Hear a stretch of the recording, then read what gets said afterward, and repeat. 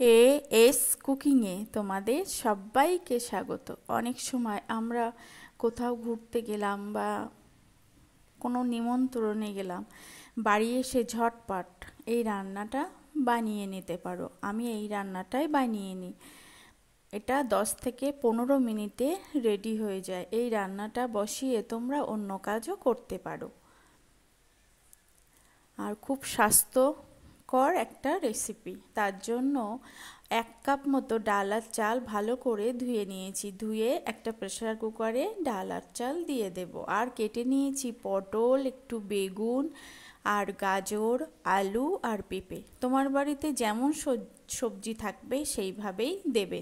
আমার ছিল এগুলো বলে দিয়ে দিলাম সেই প্রেসার কুকারে। এবার সব সবজিগুলো দিয়ে দেব। দিয়ে জল দেব ঠিক সবজিটা যেন ডুবে থাকে সেই লেভেলে জলটা দেব। আর পরিমাণ মতো দেব লবণ। ওটা বসিয়ে এই দিকে 2টো ডিম লবণ দিয়ে গরম জলে বসিয়ে নিলাম। ঠিক 3 মিনিটে এটা অফ করে দেব। এবার প্রেসার কুকারের ঢাকনা খুলে 3টে সিটি দিয়েছি। ঢাকনা খুলে দেখো রেডি।